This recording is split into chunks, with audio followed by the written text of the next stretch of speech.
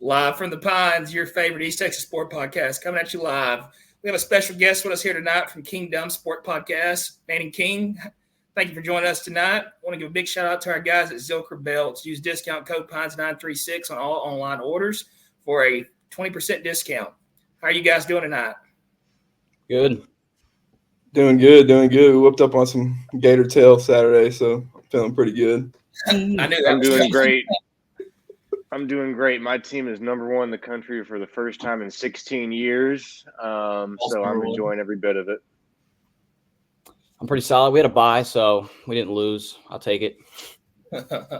Yep. I know David and Trey had a busy weekend to get to watch much college football. I was out of town hunting, so I got to watch very minimum football. Cole, Manning, y'all get to watch any college football this weekend?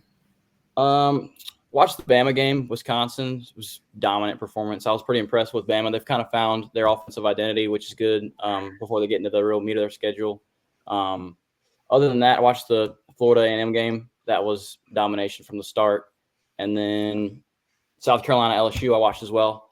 South Carolina probably should have won that game. Refs probably put their fingers too much on that one. I thought that they got outplayed, and unfortunately they couldn't get the dub. But other than that, it was just a kind of easy slate. Yeah, that South Carolina LSU game, I think if that quarterback doesn't get hurt, I think South Carolina might pull out the W. Yeah, well, he's a stud. He's dual threat. And Robbie Ashford, he's from Auburn. He basically did nothing. He can just run the ball, right? That's all.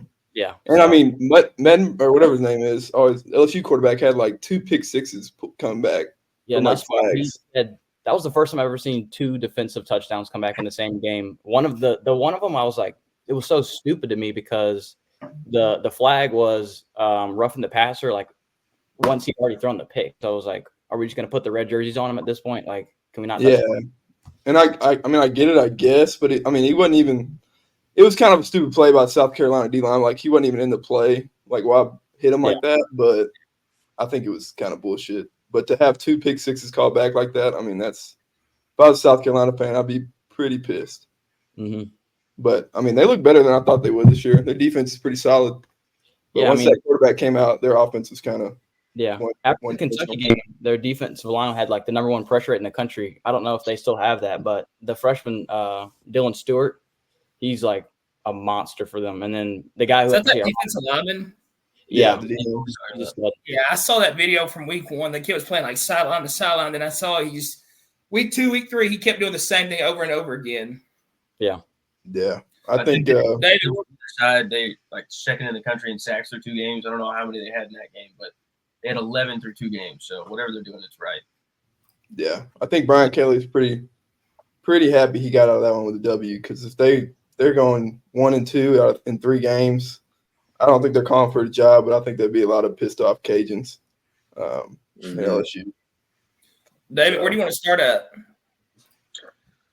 Well, I mean, I guess we were just talking about LSU, South Carolina. I mean, I guess we can start there. I didn't get to watch. I mean, I got to watch a fair amount of it while I was getting ready for the wedding. I mean, South Carolina was on their ass early. I mean, Lenora Sellers was having a game, ran for 75 yards, and then next thing I know, I put my tuxedo on. Then LSU's back in the game, and then we see the pick six get called back when Nussmeier just gets leveled.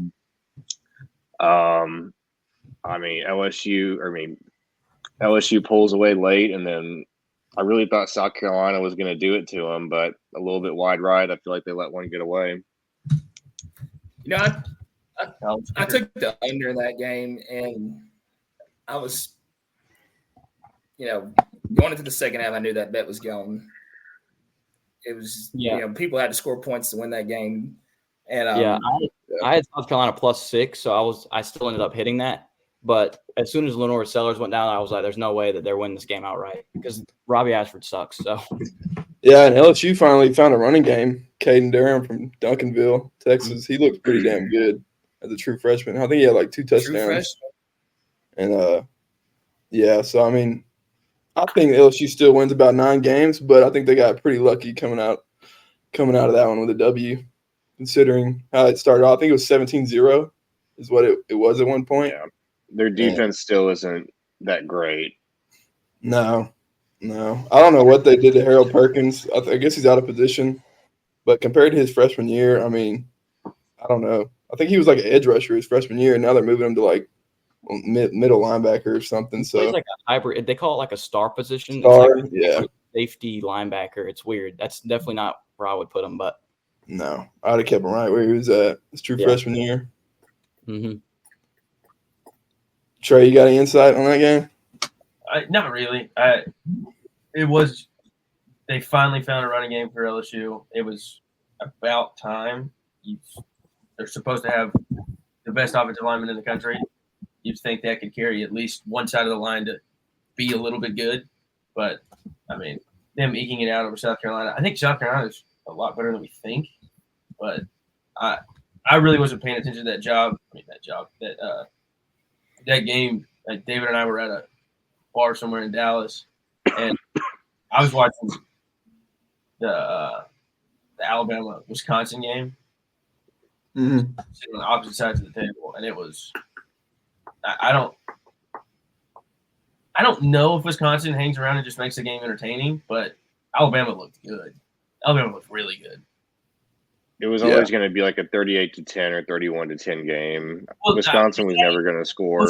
Quarter, and then Tyler Van Dyke goes out, and it's like, okay, and so they throw whoever had to go in after him, and it just didn't work.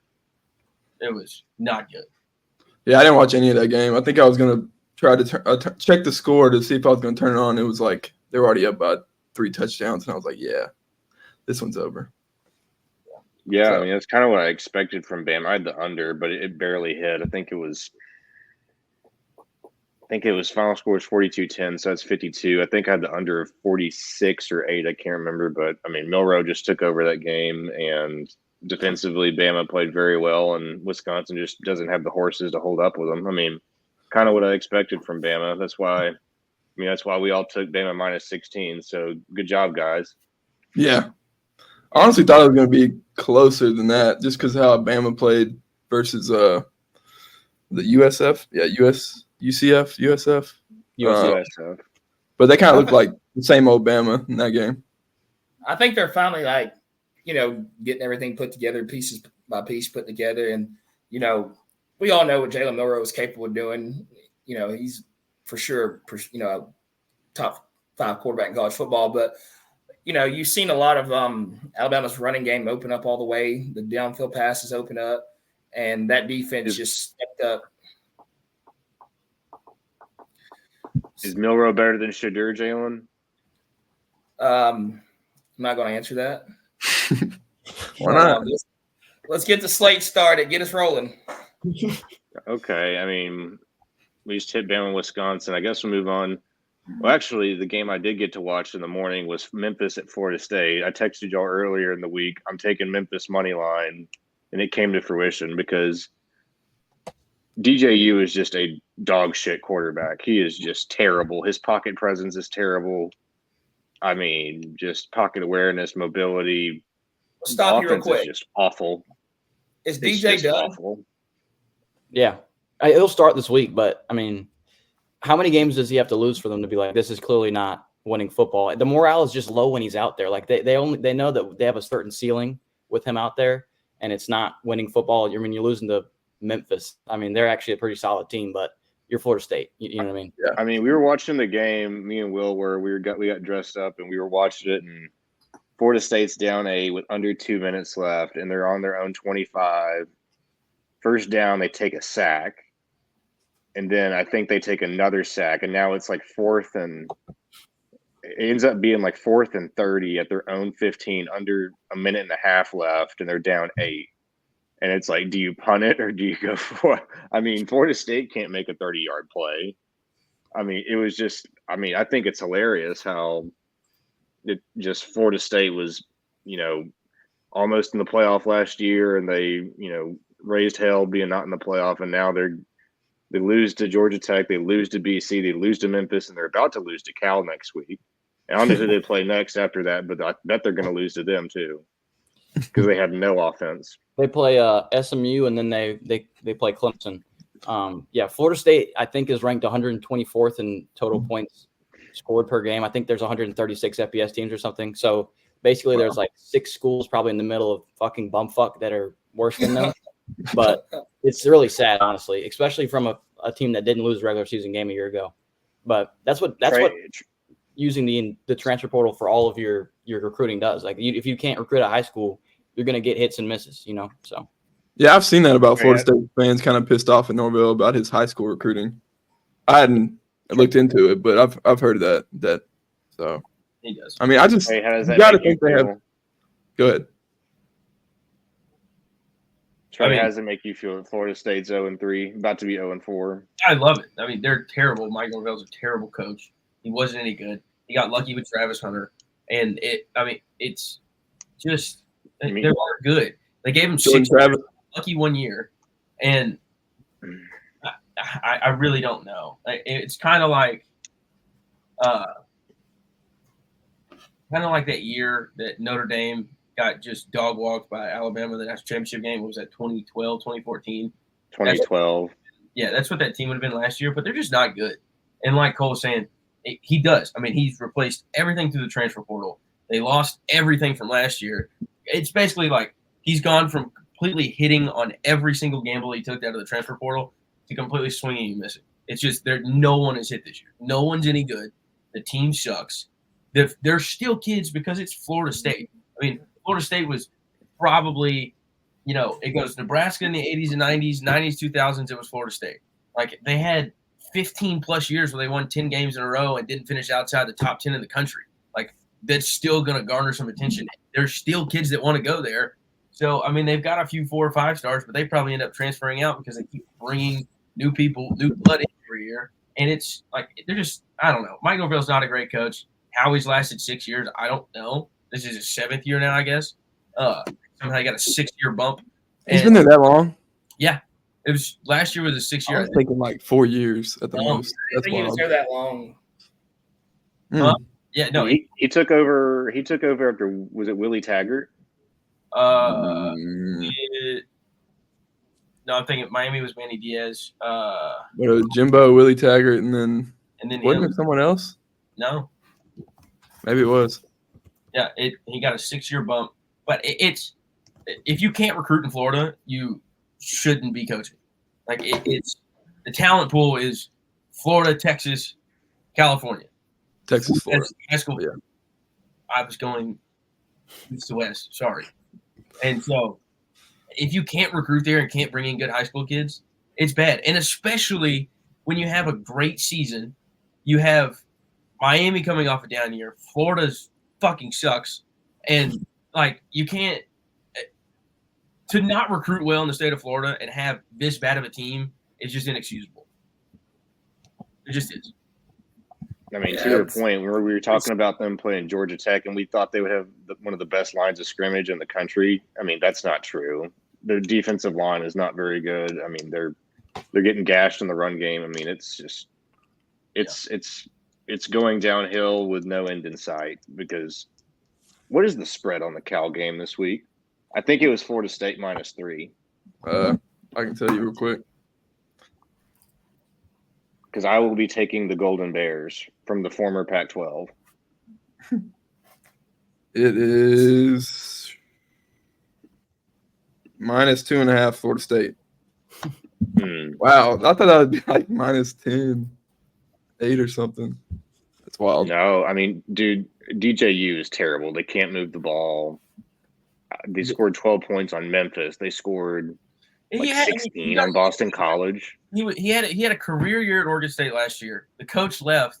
He knew he had one more year of eligibility, and the coach didn't even take him. Where does Coach go? I don't know. Michigan State. He went to Michigan State. Yeah. Oh, yeah, that's right. Yeah.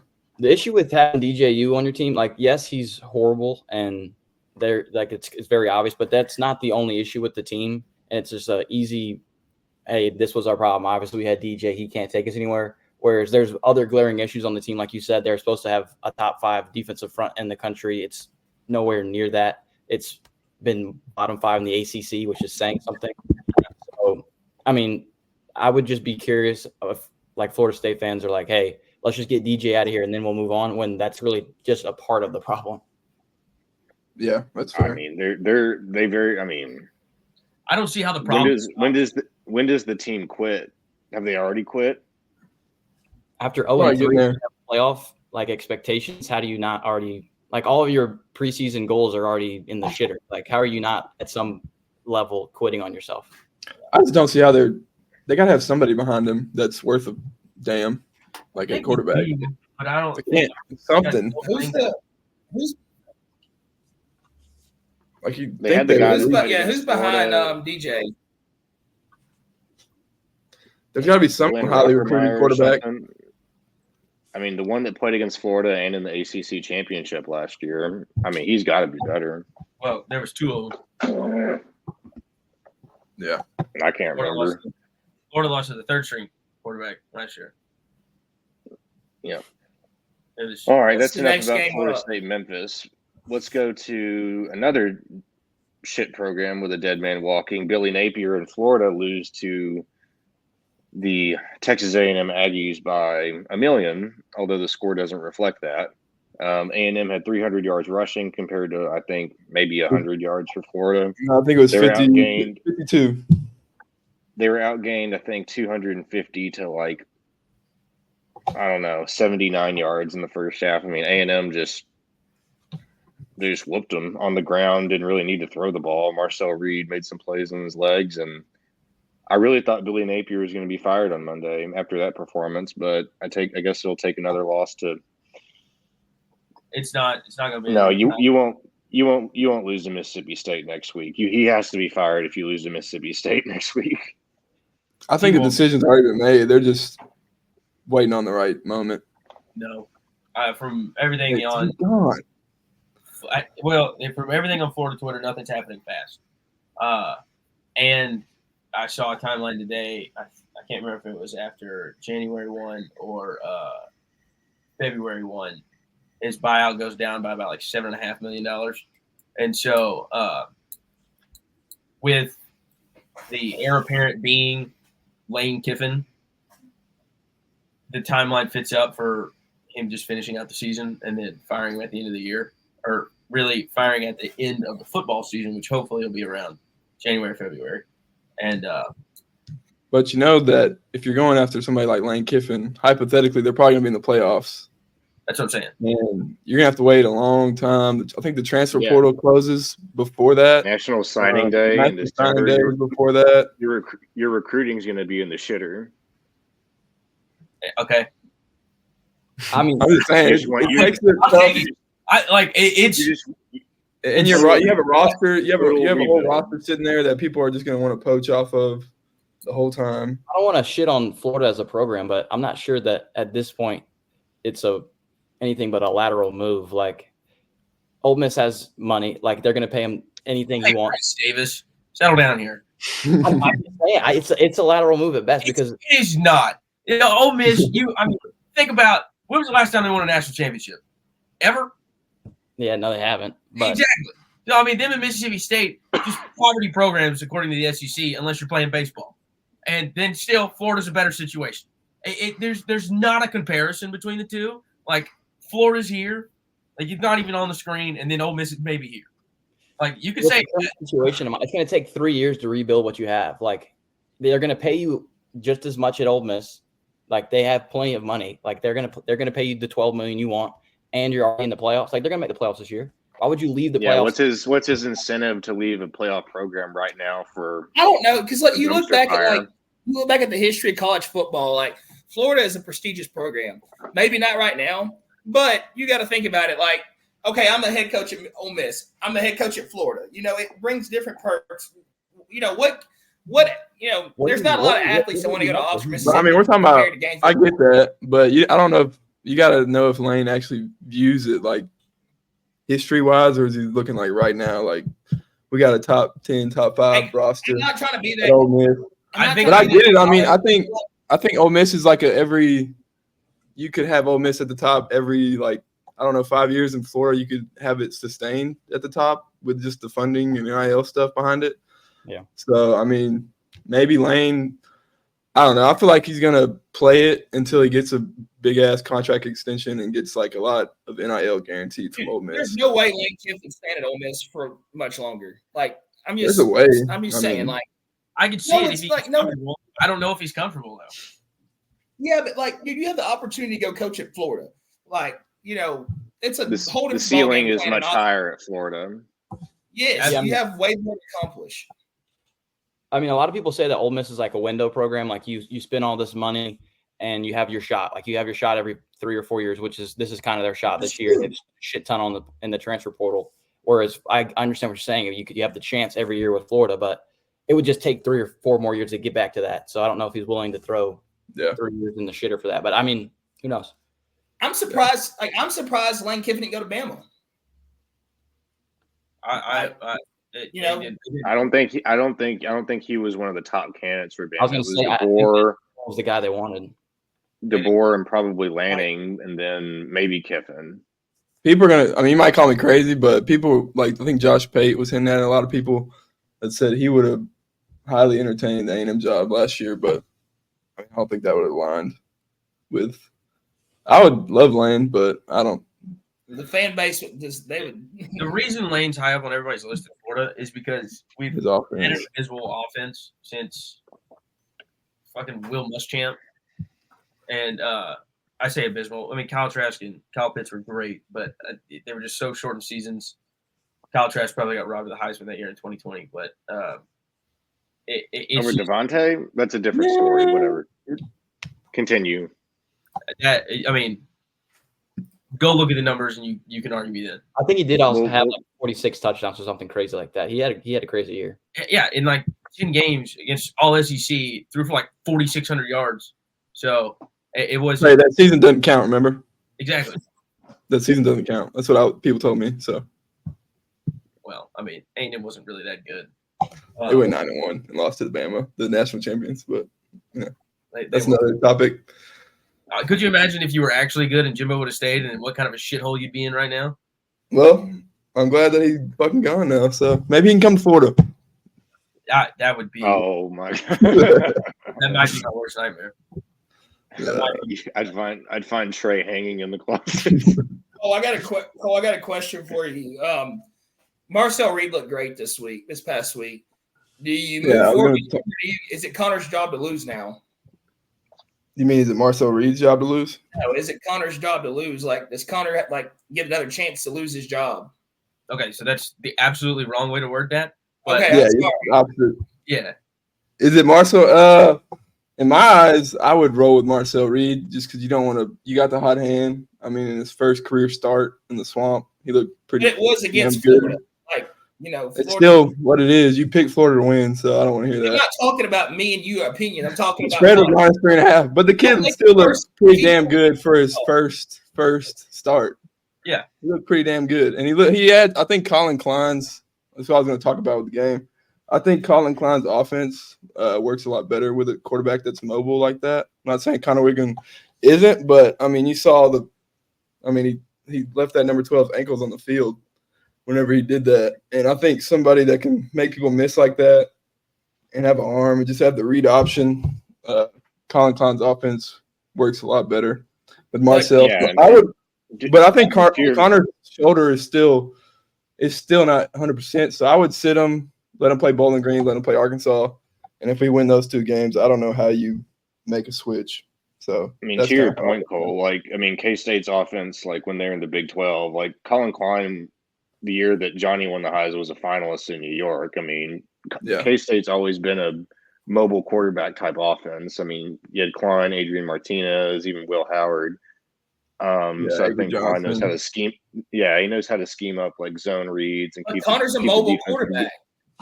He's not that mobile. He's not nearly as mobile. I think that you have a clear game changer in Marcel. Dude, watch Connor's high school highlight tape. High school, that's Bridgeland, and he's had 2 injuries from now. I mean, he doesn't. First 2 games that he played this year, I think he threw under 150 yards in a couple of them. So yeah, it'd be one thing if he was not nearly as mobile and he's just this incredible passer, but I feel like they're on the same level passing wise, and he's just a superior athlete. I mean, I think the option's clear. And I think it opens up the run game. I think Connor probably pulled 1 read option or 2 the first 2 games. I mean, with Marcel back there, you kind of got to account for that quarterback. And with how much motion Colin Klein uses, I mean, like David said, it was 310 rushing yards to 52. I mean, and we had a 99-yard drive where we threw the ball once. And we just ran it. So, I would roll with him. I think what's going to happen is that Reed is going to play in the Bowling Green game with, Weigman is going to get healthy and play. Is it Arkansas after that? Yeah. And then I think if he struggles against Arkansas, then I think if he struggles against Arkansas, then Elko will put Reed in, and then Reed will take command from there. And then you have Weigman's going to transfer after this year. Yeah, I just don't know how if he looks good against Bowling Green again. I don't know how you start Connor. I mean, they say you don't lose your starting job to injury, but damn. I mean, he's been hurt. I mean, he's only played like 11 games in 3 years. So, I mean, the best availability or the best, whatever they say. Ability is availability? Is availability. So, and Marcel looked – I mean, I saw him in the Texas Bowl last year when he came in after the first play when our quarterback broke his arm, and he threw for like 360. He threw for 360 and ran. So, I mean, the offense just looked different. Looked like a some energy to it. Looked a little. I mean, we still need some more big plays, but we had a couple of them, and I just don't know how you sit the kid right now. But I'm not a head coach, so. What's the next game? I didn't get to watch Oregon State. I didn't watch OU Tulane. I didn't watch BC Mizzou. Georgia Kentucky. Georgia, Kentucky, I didn't get to watch, but I heard that Georgia just looked kind of stagnant on offense, and Kentucky was just playing. I mean, I did hear where Kentucky had the ball at midfield with under 2 minutes left. And they punted on like fourth and under 5, and I'm just aghast at how you do not play to win the game there and take down number 1. Yeah, like no one expects you to be in that game in the first place. Why even just take a chance to actually win the game? Last year? Huh? Yeah, they played them close, but I mean, nobody really expected this year after. If you look at the last couple of years, Georgia's played teams close. Like last year, Auburn was within a touchdown. Mizzou was also close that year. Yeah, Mizzou should have won that game. Yeah. 2021, Clemson was within a touchdown. Like this is nothing new that they have struggles at away games early in the season. I don't like a lot of people are getting it confused. Like Georgia's still 1A or 1B, like Texas, Georgia, right there, whichever one you want to put. There, it's not like they've fallen off at all. They're still the dogs in the SEC. So, yeah, fucking sorry my language, but Mark Stoops. I mean, former Texas A&M head coach Mark Stoops. For about 8 hours, and I'm so glad that we did not do that shit. Even though y'all were saying one fat white man for another fat white man. No, that 4th and 5 punting it is the epitome of what Jimbo would have done. And you're just trading them out. Same type of conservative. 4th and 1, not even 4th and 5, and that's just the same shit. And I'm so glad that we went away from that. But yeah, I mean, Georgia's offense didn't look good, but I still think they're Georgia this year. So I mean, their defense is still pretty solid. Yeah. I mean, yeah. When I watch that clip, like there's a few teams that haven't allowed a touchdown this year. Georgia's the only one that's done it versus Power 4 schools. One of them being unfortunately Clemson. But I mean, their defense is the real deal. I think they'll get the offense figured out eventually. I think that they're missing Brock Bowers a little bit, but Oscar Delp is also a stud. So like they've got weapons. Obviously, they've had a few of them leave due to trafficking issues, but they're fine overall. I mean, have they kicked somebody off from that? Yeah, Ra Thomas got dismissed. Oh, okay. Completely off the team. Yeah, that's a crazy deal. How many people are getting caught like that? I don't know if it's this past week. It was a DB, another same. How do you keep having the same issue over a 18-month span? It just doesn't make any sense to me. Are they getting pulled over by like local people? It's got to be. Or is it like Georgia campus cops? Yeah, I don't know if it's GSP or the university police, but I feel like at some point, if it's university police, you might just be able to get away with it at some point. That they want them to succeed, but I don't know. Sometimes those university police are like the ones that kind of have it out for those football players. But I mean, if you're going 100-something, it's hard to defend that. Yeah, I don't know. Maybe get some defensive driving in a fucking facility or something. I don't know what Kirby gonna do. It's just a culture problem. I mean, you let them do whatever they want. I mean, kind of like Urban Meyer back in the day at Florida. Florida. I mean, he had killers on the team. I mean, it's going to get real bad. Not even close to Urban Meyer yet. No one's killed him. Not even close. But Yeah. it could be bad if one of those guys. Well, one of the guys already was in a car collision about a year ago, and somebody unfortunately lost their life. So that Jalen Carter. I mean, Yeah. He was not the person who caused. Well, yeah, it's up for debate. But I mean, what if it happens again? Then the administration is going to have to do something about it because you already know there's been some crazy shit that just hadn't came out that has happened. So kind of like the Urban Meyer, like nobody knew Aaron Hernandez was doing all that crazy shit. But yeah, we can move on. Well, since we have a guest, Clemson beats the absolute shit out of Appalachian State last week. Was it 66-20? I was not expecting Clemson to even sniff 40 points, but they end up scoring almost 70. Yeah. I mean, we had 40 points with 12 minutes left in the second quarter. Like, Cade Klubnik only played a half, and he had 7 touchdowns. It was the best he's looked, period. In terms of explosive offense, it's the most explosive we've had in 4 years, basically since Trevor. The 5-star wideouts I mentioned earlier are who we thought they were. One of them had 150 yards in the first quarter. Both of them had a touchdown. Defense looked great. Peter Woods got banged up. He's day-to-day. I don't know if he'll be back for NC State this week, but either way, I'm not really worried about it if the offense, keeps pushing these numbers. I will say I don't think Clemson's out of the ACC race by any means. I mean, if they can keep it together and then maybe pull an upset against Miami, I mean, it's still up for grabs. Yeah, I mean, we don't play Miami in the regular season, and then you don't. I thought y'all played Miami soon. No, so we'll play Florida State week 5. That would have been like our big game heading into the season, but obviously y'all will beat them. And then we play Virginia Tech at Virginia Tech, but they're not as good as people thought they were. So Clemson's got a path to the ACC championship. I mean, as long as we don't trip. Miami's looking good right now. We'll see what happens to them, but Clemson's very much in the mix for the ACC. Miami looks great.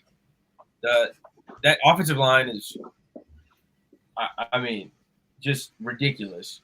Cam Ward is very good, but I mean, it's one game and it's App State. I mean, how confident are you that the offense? You could say the same for Miami. It's one game and it's Florida.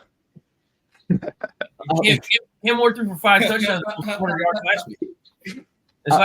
I'm just saying, I totally agree. Like we just haven't gotten a big sample size from either of these guys. Like we'll see this week with Miami. They play USF, who's given Alabama troubles. Like they can definitely, cause troubles for big schools. But until we see Miami play anybody of substance, which we won't for a long time, their schedule is pretty easy too. They don't really play anybody that'll scare them. They'll probably be undefeated going into the ACC championship game.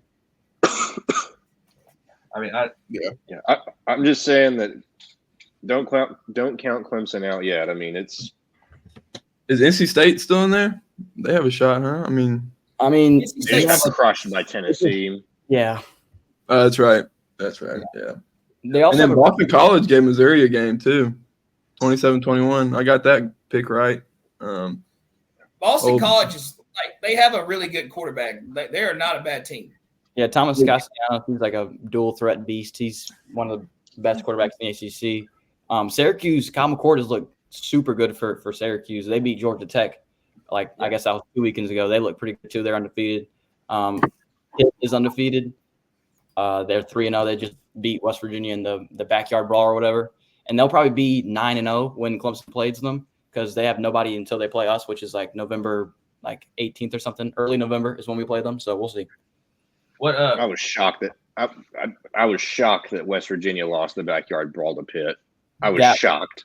Honestly, they choked it away. They should have easily won. Yeah, I didn't watch that one.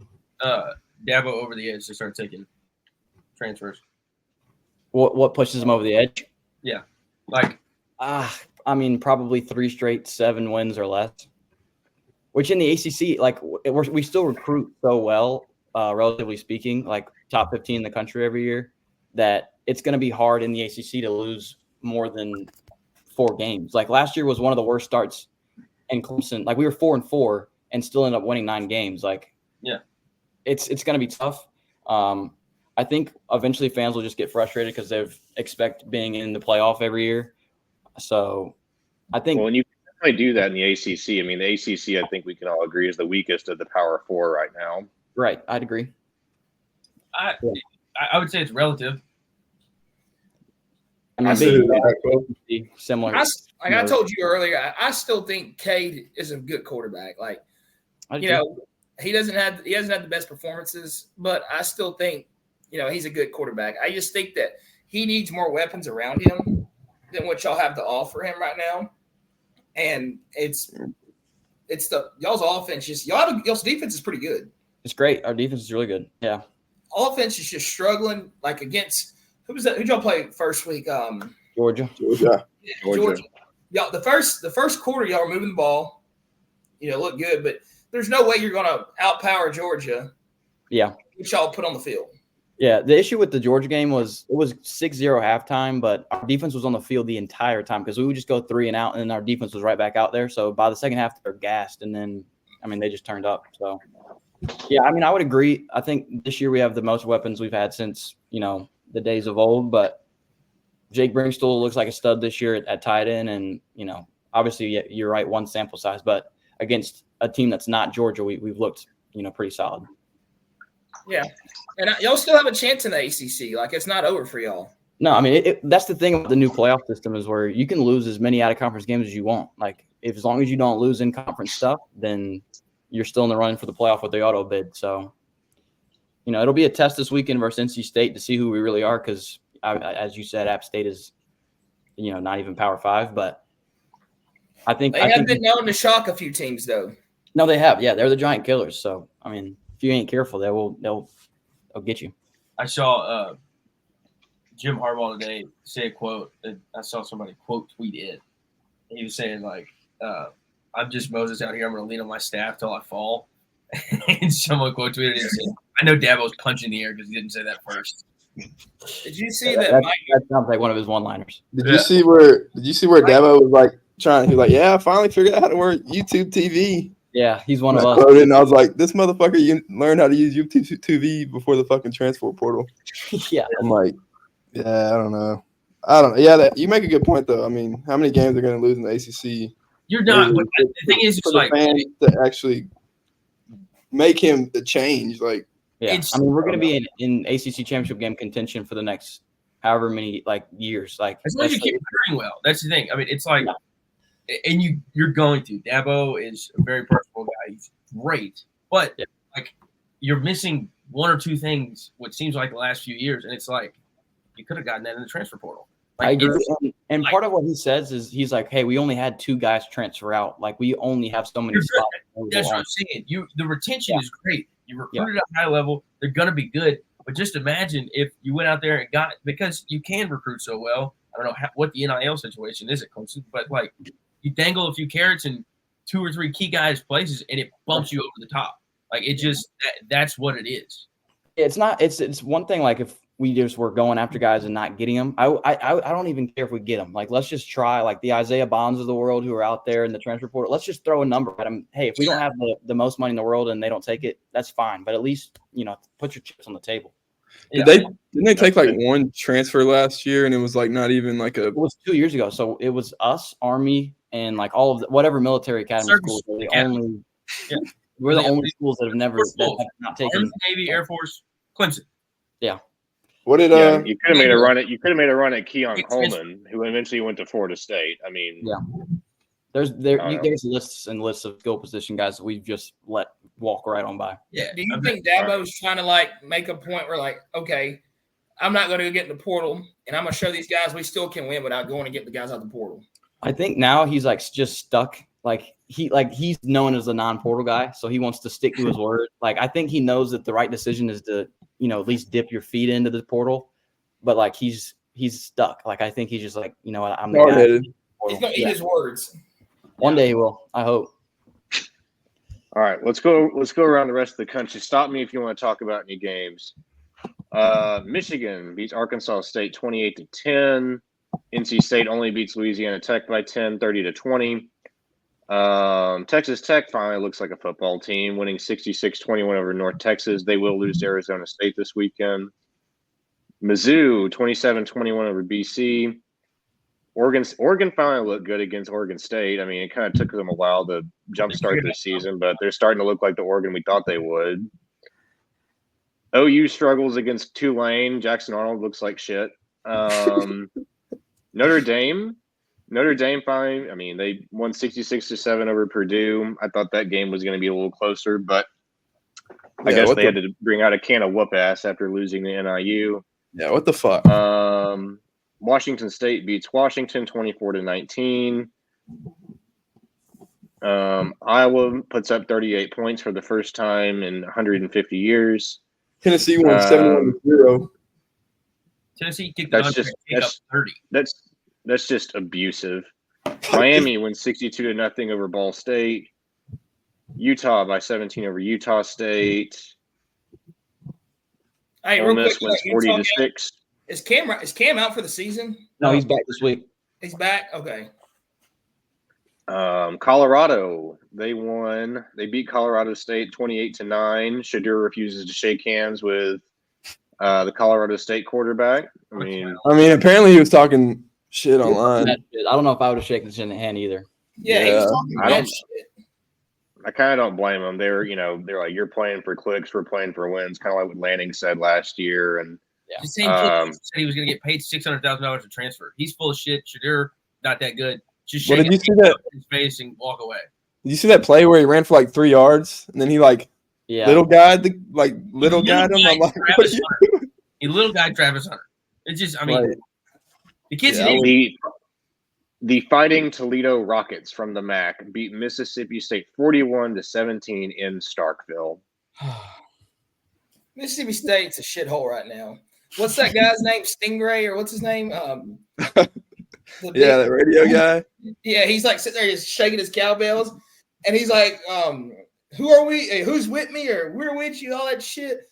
Like, I know he is pissed off. Like, Mississippi State looks pitiful. Well, Vanderbilt lost to Georgia State 36-32. The Sam Houston Bearcats beat Hawaii 31-13. Nebraska wins 34-3. Nebraska wins 34-3 over Northern Iowa. Auburn conquers their demons against the New Mexico schools, wins 45-19. TCU loses to UCF 35-34. Kansas loses to UNLV 23-20. Kansas is hurting since losing their OC to Penn State. I think Kansas is definitely about to regress back into the old Kansas. But that's around the horn. So we're ready to go next week? Yes, sir.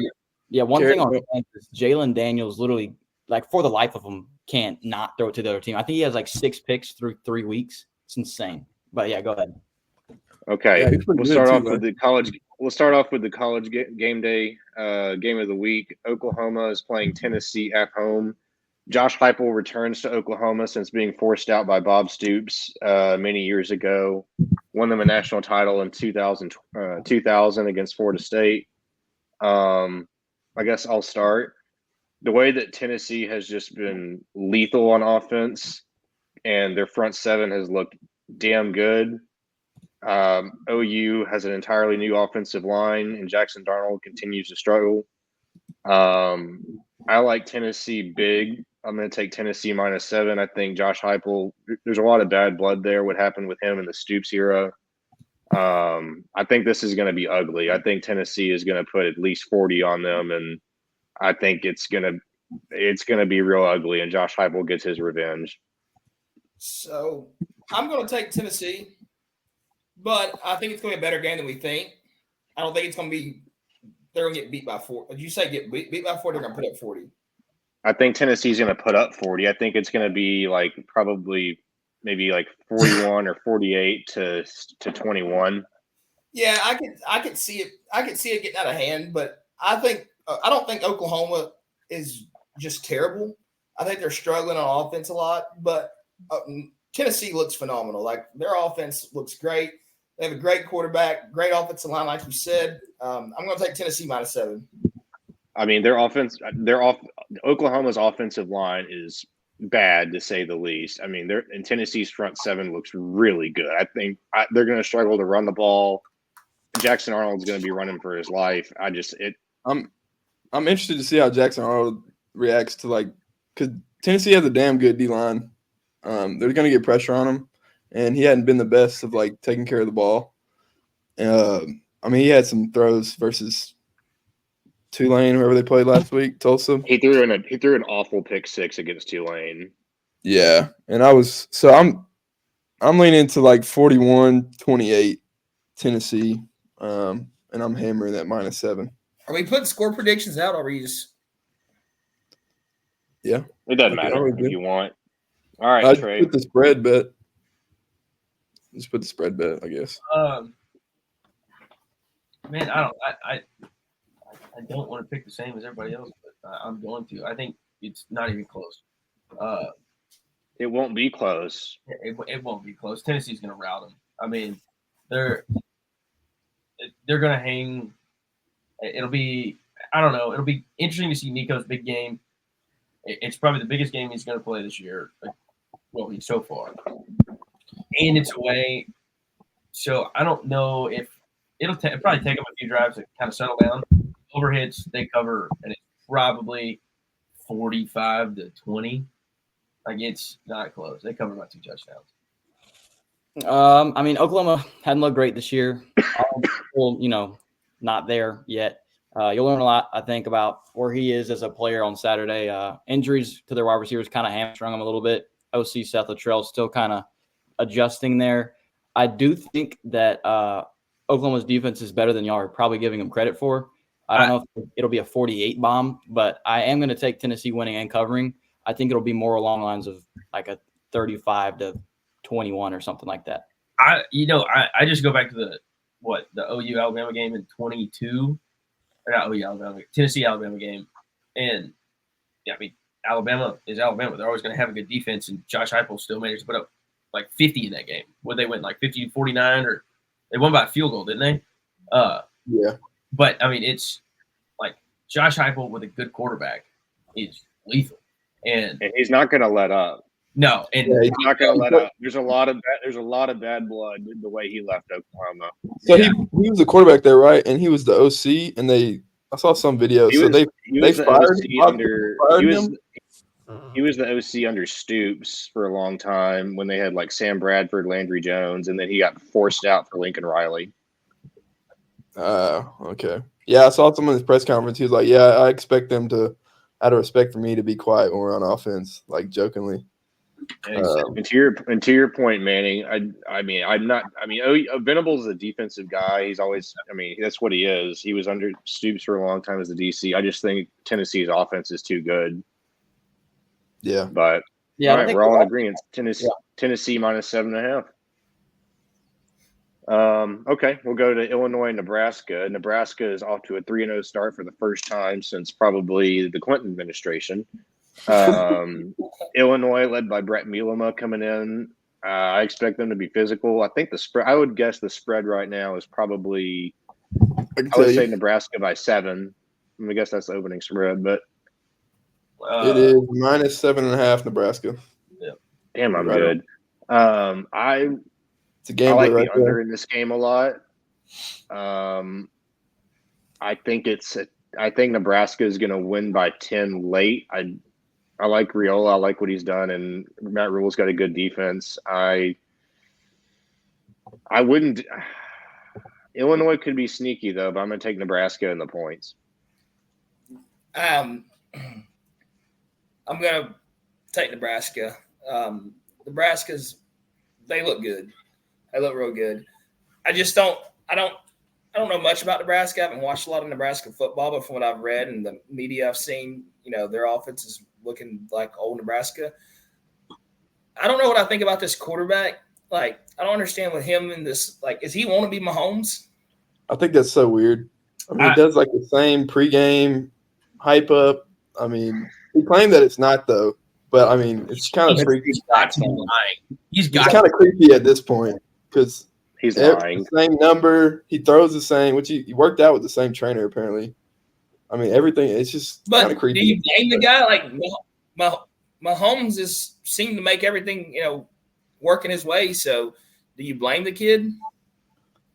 You got to go all out like that. I get emulating the guy that's the best quarterback on the planet, but it's a little extreme.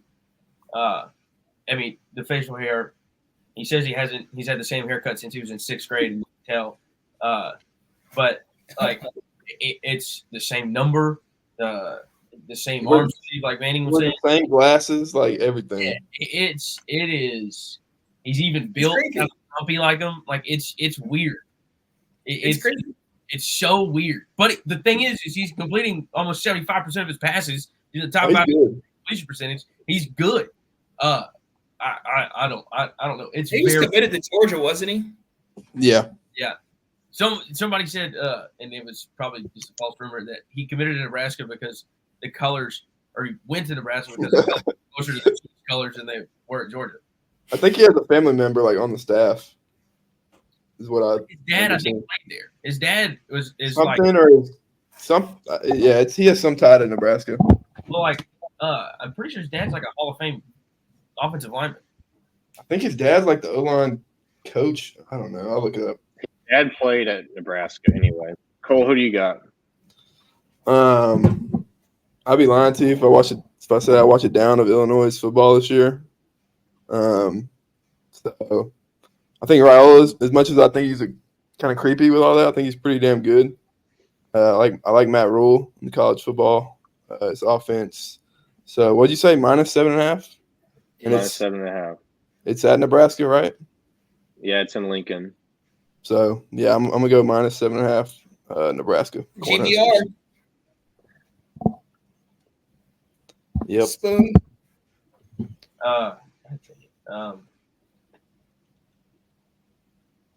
I just have too much faith in Matt Rule. He does nothing but win in college, so I'll take. As we're sitting here, the line just moved. To what? 7? No, 8. At least what I'm looking at. Yeah, I'll take Nebraska -7.5. I don't know. I don't love that pick, but I'll take it. Yeah, I think it's going to be a super close game. Illinois' only big win is Kansas, which, looking back, isn't that impressive of a win considering Kansas just lost to UNLV. I don't know how impressive that win is. Colorado was kind of Nebraska's first test, even though I don't know if that's a very good test either. Be careful there. I mean, let's be real here. I think that Dylan Raiola is a stud, like you guys said. But I think it's going to be a close game, and I think 7.5 is too much. I think Nebraska wins, but I'm going to take Illinois to cover. So, yeah, his uncle is the offensive line coach for Nebraska. His dad played for Nebraska. And his dad played for him. And he was the first freshman to start a game for him. Okay. All right, we got Nebraska, and Manning is going with Illinois +7.5. We moved to USC in their first Big Ten game ever, going to the Big House and playing Michigan. Michigan obviously lost to Texas, didn't look very good, very inept on offense, but they make the change to Alex Orji from Davis Warren. Michigan still got a good defense. USC looks improved on defense from last year for the first time under Lincoln Riley. The spread, I think, is USC -5. Yeah, it's 5.5. Ultimately, I mean, it's an afternoon game in the Big House. I think Michigan's going to be able to run the ball, at least better than they did against Texas. I think that maybe I feel like they're still just one-dimensional, while USC is, obviously is a Lincoln Riley offense. I think it has the potential to be close with Michigan, eating up clock and getting the ball moving on the run game. But I think Miller Moss is going to have a game. I think USC wins by about 14 points. I'm going to take USC -5. VJ? That's a Big House. I know Michigan hasn't proved anything this year. USC looks good. They look really good. They look good against LSU. Their defense finally has came together and clicked. I think they made some change on the defense side of the ball. They're actually playing defense over there in Southern California. But I'm going to take Michigan. It's at the Big House. I think Michigan's due. I think they're going to, like you said, they're able to run the ball pretty good. So give me Michigan.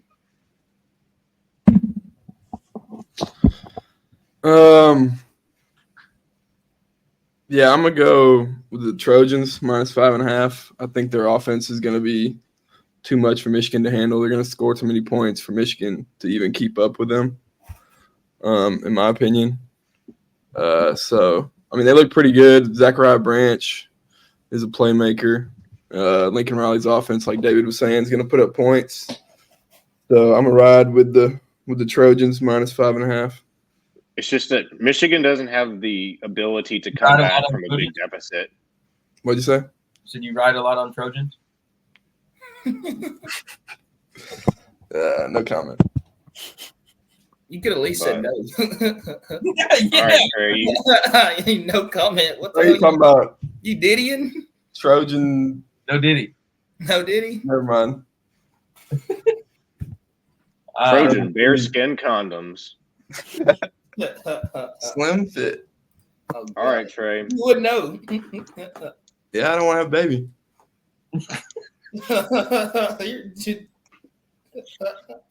Oh God. Yeah, I mean, I think it's the line opened at 6.5. It's down to 5.5. So I guess popular money right now. I don't. He looks so bad against Texas, and I think USC at the moment's probably, the Team U version of Texas.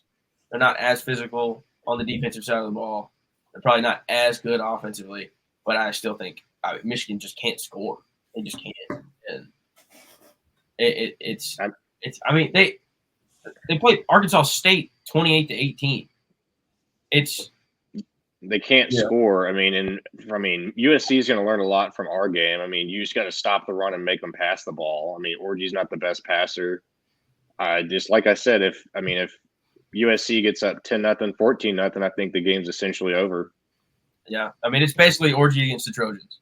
So, yeah, you're gonna get a good offense with USC every year, and they brought in DeAnton Lynn for the defense, and it looked good thus far. This will not be that much different of a test because, as you guys said, they can't score for shit. But I do like the move to Alex Orgy at quarterback. I think it just aligns more with what this team can do, and that's run. He's just the running back that occasionally throws. I do like USC winning this one. I do think it'll be closer than a lot of people expect. I think they'll probably win by 7 or so, but I'm going to take the USC 5.5. Okay. So that leaves only Jalen taking the Wolverines. Which should we do next? Miami, USF? Let's go to Clemson. Let's get. Okay, Miami at USF. That is at Miami minus 16.5. I will take Miami minus 16.5. Too much offense by Cam Ward. I don't know a lot about USF, but I'm gonna once in my life I'm gonna try a lot of shit. I'm going to trust Mario Cristobal and Cam Ward on this one. I think he's going to continue to ball out and be a Heisman Trophy favorite. So I'm going to take the U minus 16. I'm going to take Miami. Like, I haven't watched the Miami game since they played Florida week 1. Cam Ward looked great. So give me the U. Yeah, Cam Ward looked good. They got playmakers on offense. They got Sam Brown from U of H transferred there. They got number 7. I can't remember his name. I remember from when A&M played him. And yeah, I haven't watched USF really. So I'm going to roll Miami minus 16.5, even though I feel like it's kind of a lot of points, but I feel like they can cover. Yeah, it's not enough points. Miami. From your perspective, you might pick Miami minus 30. Dude, Cam Ward's thrown for 1,000 yards in 3 games. No, he's good. I mean, the offensive line is one of the best units in the country. That's Mario Cristobal's forte. It's you talk about like entering. I mean, just plugging holes from the transfer portal. He's gotten guys. He's recruited guys that they are. I mean, I've said it before. I'll say it again. And he has so much time back there. He can take the SAT, but he's good. He's should be the Heisman number 2 runner because Ashton Genty is doing stupid things. But I got Miami big. Yeah, I think Miami's looked great thus far. Obviously, they haven't played anybody yet. Sorry, but I do think that Cam Ward's a stud. I think USF is getting kind of overlooked. Like if you look back 2 weeks, they kept Alabama in it until very late. That's true. The O-line change kind of switched things for them, but I do think that it's just going to be too much firepower. I think 16 is a lot, so I'm going to take USF to cover the 16, but I think they still lose by 14. I like it. Manny, you want to do the honors for the next game? Clemson game? Yeah, I mean, I'll open this up. Noon game, Clemson Tigers. I mean, it's going to be in the Valley. It's CJ Bailey's first ever start. I don't wish that on anyone. First ever start in the Valley would not be my pick for him. Y'all call it the Valley because it's not Death Valley. Yeah, I mean, it's Death Valley. It was there. We named it before LSU did. But I mean, come on. Every people call it both, but I mean, I call it Valley. All right. I thought you were like trying to not call it Death Valley. No, we call it Death Valley too. But yeah, The Rock. They get off that bus and come down that hill. Oh yeah. Anyways, yeah, I think it's 20.5. The line opened at like 16, and it's all the way up to 20.5 because I guess that was with the news of CJ Bailey getting the start. Yeah, I just don't think they're going to be able to score enough points, and that's wild saying something against Clemson because we're typically not the ones to score. But I think that we keep the momentum going after the bye, and we roll them. I'm going to take Clemson to cover. I agree with you. I think Clemson, NC State only scored 10 points against Tennessee. Tennessee's got a great defense. I think Clemson also has a good defense. Probably not as well as Tennessee right now, but Klubnik coming off a big game, throwing, I think you said 7 touchdowns. With a new quarterback for NC State going into Death Valley. I could see maybe a garbage touchdown late. Clemson wins by 17, but I'll go ahead and take Clemson minus 20.5. The spread's at 20.5. Yeah. That's a lot of points. But give me NC State. Okay. I know, like you said, CJ Bailey's getting his first start, and it's in the Valley, but that's a lot of points for Clemson to put up. And I just don't see it being, I don't see it happening. I think NC State's going to, they're going to score. They're going to. Yeah, they really play us pretty close. They've beaten us 2 of the last 3 years, so it's not, out of the ordinary. I just think that this particular NC State team is well worse than their expectations were coming into the season. Yeah. If Tyler Van Dyke was the NC State quarterback, right, before? No, he's at Miami. No. He's at Miami. No, I'm saying he was the starting quarterback. Now he got hurt, right? No. It was Grayson McCall. Tyler Van Dyke was Wisconsin. Oh, yeah. Sorry. Yeah, 20.5 is a lot of points to me. If it was at like 14, 18, I'd pick Clemson. But it's just that's too much points for me. So I'm going to go with the NC State Cats, Wildcats, whatever their mascot is. Okay. Wolfpack. That's what it is. I Shake it up a little bit. If I was going to bet, I'd probably bet the over. I wouldn't take the points. It's too many. They're saying Clemson's going to win by 20.5. Over-under's at 46.5. So what? That's a 35-10 ball game. So it's, yeah. I think NC State covers. I'll take that. 20.5 is a lot. And, 35-10, though, you cover. Yeah, but I think they score more. I think Clemson beats them pretty handily, but that's just – I think they'll probably get some garbage points and make it closer than it needs to be. I'm going with the Clemson fan. He knows more about them than I do. Next game, we got the Fighting Sam Pittmans against the dirty Hugh Freezes. Right now, Auburn -3.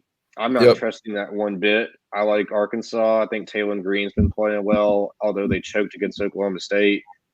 I think Arkansas covers and wins. I think Arkansas is going to win comfortably. I think they win by 10. Yeah, I like Arkansas this year. I like what they have going on in their offense. I like their quarterback a lot. I'm going to take Arkansas. I think Auburn – I haven't watched much Auburn football. I just know Bugs playing back there in the secondary, but I don't think they can stop Arkansas's offense, so I'll take Arkansas. Auburn did make the change from quarterback from Peyton Thorne to Hank Brown. I think he played pretty damn good last week, but they played in Mexico. Yeah, so I don't know how much that means. It's at Auburn. Is that what you said, David? Yeah, it's at Jordan Hare. Yeah. That doesn't mean much considering Cal just came in and beat you there, but it is there. That's true. Arkansas, their offense has been putting up a lot of yards. They've lost some games they shouldn't. They won by 10 last week to UAB. So I don't know. This one's kind of a toss-up game to me, but I'm gonna go Arkansas +3. Yeah. Oh, Bobby P is gonna score some points. I think so. Sam Pittman's going to eat. I'll take Auburn. I like Auburn in this game at home. Taylor Green is really good, but I don't know. Maybe looking at the score from the New Mexico game, I didn't watch any of it. But if they can put up 45 against them, Arkansas's defense doesn't look great. But I think Auburn covers. I don't know if it wins. I could see Arkansas kicking a field goal and pushing. Yeah, that's what I kind of think. Yeah, but I think I like Arkansas on this one. Taylor Green, like y'all said, he's pretty talented. I think he's still pretty raw. Yeah. I feel like he's either going to make an incredible play or just a crazy big mistake. But like I said, he's just young. Like what I've seen from Andrew Armstrong, solid SEC receiver. Jackson, pretty good running back. They close loss to Oklahoma State, which is a pretty solid team. But I think they almost had like 200 or 300 yards more offense at Oklahoma State and still lost the game. Yeah, they sold it. They should have totally won it. I like Arkansas going in and winning. All right, that brings us to the Cal Golden Bears against the dumpster fire that is Florida State. I don't even want to talk about that game. That game's going to be so bad. No one gives a fuck. Florida State sucks. Yeah, I mean. Just go quick. No explanation. Florida State -2.5. Who you picking? Cal. I'm going. I said I wasn't going to do it this whole year, but I'm going. That might be a bad sign. I'm going Cal. Cal +2.5. Nah, Florida State -2.5. I'm doing it again. There's no way they go 0-4, man. There's definitely a way, and his name's called no DJ. way. I think everybody wants Cal to win that game. Cal is America's team. I mean, I'm going Cal. The Bears are going and they're getting the W. Jalen? Cool. I got Cal. Trey? Road trip. Everybody gets Cal. Except me. Takes Cal. Okay. Except me, David. Okay. Next one.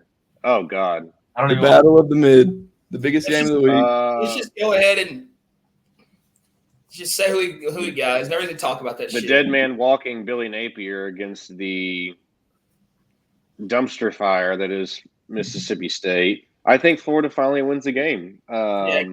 Give me Florida. I'm not even talking about that shit. Is it minus the game? Florida -6. 2-2. So what did you get, David?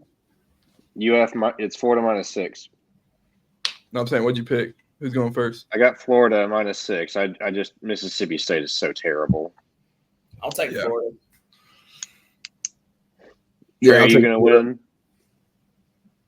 Even though I'm tempted to take Mississippi State +6 and think Florida wins by I don't 3. fucking know. It's like if they just lost to Toledo. Exactly. If Graham be out of them about Toledo. If Graham Mertz goes out there, Graham Mertz should not be playing anymore. Hey, I'm gonna tell you what you want, but Graham Mertz looked a lot better Saturday than DJ. But I'm just saying, right now, I think DJ is gonna be a better quarterback than him, but I think Graham Mertz went like 12 for 16 with two touchdowns. I just think it's at a disadvantage because you just get no rhythm when you're in there for 2 plays at a time. Yeah, I think that 2 QB system, just roll with one. Yeah, I think what are you going to gain from Graham though? You might as well just roll with the young kid who's got talent and upside. And that's fair. I think you're only hurting DJ's confidence like that. Yeah, but I'm taking Florida in the points as well. Trey, you also took Florida. Sweet for the Gators. No, just out of spite, I'm taking Mississippi State +6. Fuck them. He wants him to lose, so Billy Napier won't be there Monday. He's I gone. think if you lose, He's to gone. Mississippi They're State, not you have like to fire him. the administration and Scott Strickland. They will not fire him probably till the end of the season. And it's Even if he loses Mississippi State. Yeah. There is, Okay. and I quote, no rush on the side of the administration to get anything done. All right, next game, fuck Florida. Billy Napier did say he 100% chance he does have a pathway to stay there, and he does, but he's got to win 8 games somehow, and it's not going to happen. Of course he's going to say that.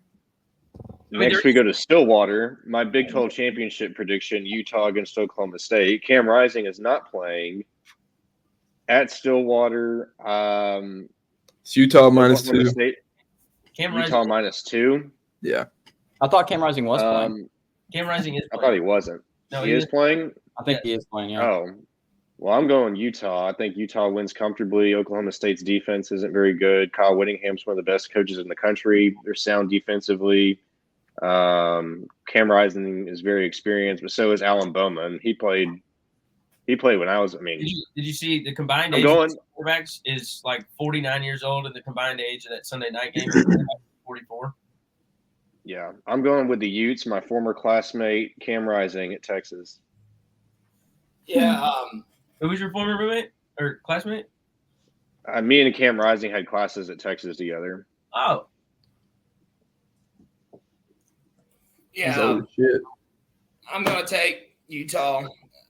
I'm not betting with Oklahoma State. Yeah, I like Gordon, but I'm definitely going against Oklahoma State, so give me Utah.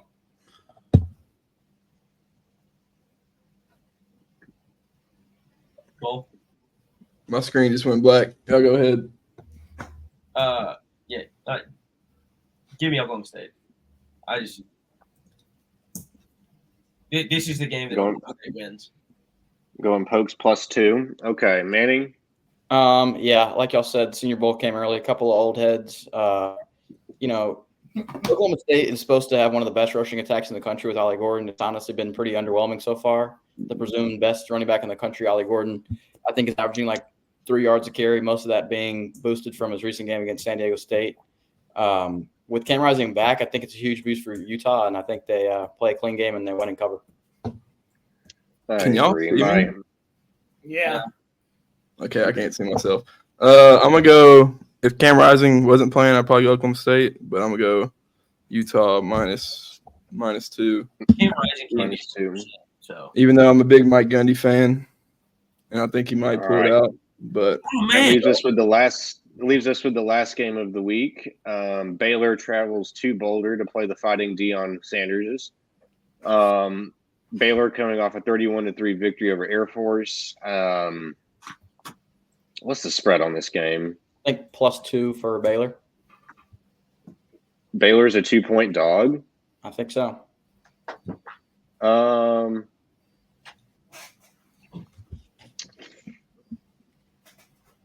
Wow, that's shocking. I thought it would be like Colorado -1.5. I'm seeing.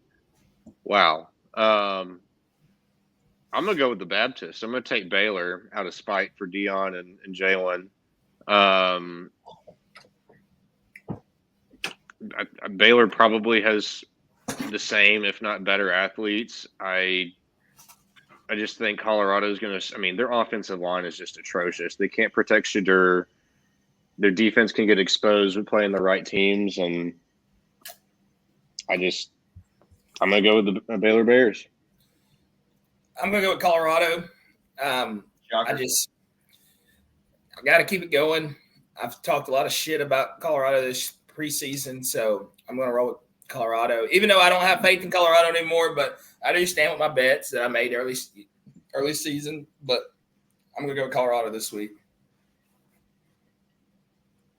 Are they playing in Waco? Boulder.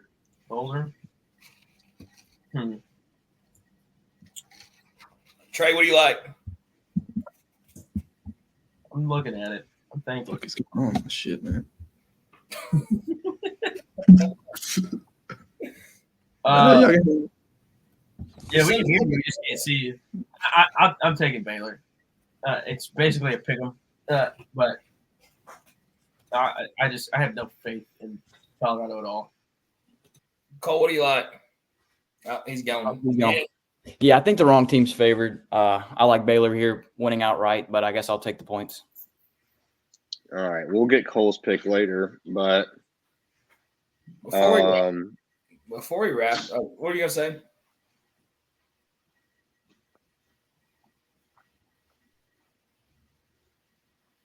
You talking to me?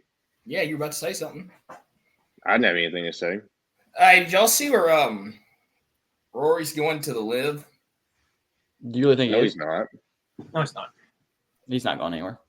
They're not. No. Why would you say that? The talks.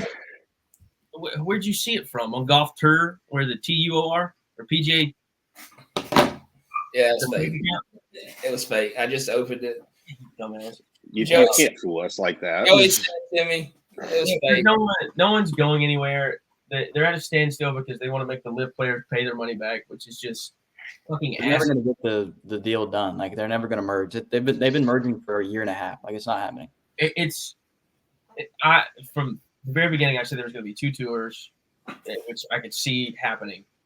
The longer it gets off, but they took a chance. They were compensated well for taking the chance. They're not paying the money back, and if that's the holdup, then that's not how life works. Like, you don't just give your money back. No. I got Colorado -1.5. I don't know what's going on with my shit, but Colorado -1.5. Yeah, that's what it's at. It's at 2. According to the Score app on my phone, it's -1.5. So I'll still take Colorado -2. That's it. Okay, that leaves us with our picks from week 2 or week 4, whatever it is. Oh. What were you saying, Trey? On what? That last subject we were talking about. Oh, it's not. I hope they merge. The best players need to play with each other again. But I think the best homeostasis situation we can get to is PGA Tour plays from the beginning of the Masters till the end of the British Open or the Open Championship. And we're talking about golf. Yeah, and then the Live runs and you play a team format across the world for the next 6 months. Like it makes sense. It's the wintertime. You can go to Saudi Arabia in the middle of winter. You can go around the world because obviously the PGA Tour is mainly focused in the United States. Go play tours in South America and Australia, and then basically the big events is in the Middle East. Between the race to Dubai. I think it's going to kill the DP World Tour, but it doesn't really matter. I think that's just probably the best way it's going to happen. I see it that way. Didn't the chairman from the Live Golf go to the PGA Frisco last week? They're supposed to have been merged, right? Like, what's the holdup? They've been working, so they had an outline, and then they had the framework, and then they didn't talk for like 8 months, and it's just been all bullshit. So yeah. But it's I don't know. I hate it. The best players need to play with each other. It's a better product. Like the ratings came out for the event no one fucking cares about, the Pro Core or whatever the name of the tour event was, and 200,000 people watched it. I think it's just awful. No, I think 80,000 people watched it. 200,000 people watched it last year, and so it just was not good. And not good. I mean, I went to the Live Golf Houston, and I mean it was cool. It was hot as shit. It was cool, but I mean Bryson and primarily Bryson needs to be playing in those those big tournaments with all the other PGA guys. I mean he's too talented. Just taken away from. I mean you see him in the majors, but I'd rather see him all the time. You have Brooks, you have John Rahm, you have Joaquin Neiman. Like it's hard to argue they're not 4 of the top 25 players in the world, or the top 50 at least. They should be playing in all the majors without a question. And so it's stupid. Like as it sits right now, none of those guys. Well, I mean, technically 3 out of the ones I named, are qualified for the Ryder Cup and have no chance in hell to get in the Ryder Cup. Like Joaquin Neiman should be playing the President's Cup. What is it, this coming weekend? Next weekend? And that's not happening. It's run by the PGA Tour. You see, my man Tiger had another back surgery. He said he's coming back even better. Well, they went in there and took out, I think, a bunch of scar tissue. So, which is supposed to alleviate the pain. But, I mean, hopefully it works. He's never going to be the same. Could he possibly win? Maybe, but he'll never be the same. What do you think about that, Manny? Just the live in general or Tiger's back surgery? Everything. Yeah, I mean, I'd rather them all be together. I'm not the biggest live guy, but I mean, if you were to offer me a few $100 million, I'd be probably going over there too. But I'd be a lot for a few $100 million pods. Yeah, me too. As far as Tiger goes, I mean, as much as I want him to win another event, I think his run is kind of over. But I'll still watch him every week whenever he plays. So yeah, but yeah. Y'all want to talk about baseball because it's coming down to the nitty gritty. What do you want to talk about? Well, 10 games left. 10 games left in the season, and AL wild card's getting close. National League, it's not really, but I mean, yeah.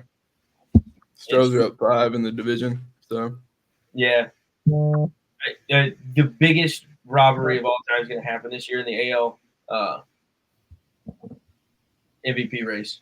Like 99 times out of 100, Bobby Witt Jr. wins the MVP. He's having the best year a shortstop probably ever had in baseball, and the only reason Aaron Judge is going to win is because he can hit a home run. Like that's it. Granted, he's hit 50 of them this year, but if you take him out, put him in Kauffman Park in Kansas City, he hits like 38 home runs. And if you take Bobby Witt Jr. and put him in Yankee Stadium, Bobby Witt at one point had 31 home runs. He'd have 38, so they'd be tied in home runs. But it's because he plays in Yankee Stadium that he's good, and because he's 6'8". It's like it makes me mad that I'm 5'10" in boots. It makes me mad. Like I've said it and I'll stand by it. If I was Giancarlo Stanton's size, I'd be a better baseball player than Giancarlo Stanton, without a fucking doubt. Without a fucking doubt. No, you're not. Dude, it would. Absolutely, I would. It would. Dude, he is like the only reason he's good is because he's 6'4" and fucking giant. Well, I mean, you kind of have to have hand-eye coordination to be hitting. Barely has that. He barely has that. He has like 6 of the hardest hit balls in baseball this year, and he's batting like 210. Yeah. Well, he ain't better than Jordan. I know that. No, I mean, he's Jordan with a 6-pack. Nah, Jordan ain't bad in 210. No, that's what I'm saying. But there needs to be a study done on the Mariners too. I think they set the record for the most quality starts by a starting staff in a year, and they're not going to win their division. Like if they just had a bullpen or a better lineup, but they don't. Phillies are the best in baseball, probably. I think postseason baseball will be really good this year. Yeah, I mean, the Astros scare me because the starting pitching is too shoddy. I mean, they've had some guys step up, but All right, Doug. Let's wrap it up. Shit. Man, here's your baseball team. David was getting pissed. Braves fan. From being from this side of the country, Braves. A couple hours. Chris Sale. I'm a Yankees guy. I got you. All right, well, guys, I really appreciate y'all having me on. This was fun. I'm down to do it whenever y'all need an extra guy. Yeah, appreciate it, man. For real, it was fun. Sure.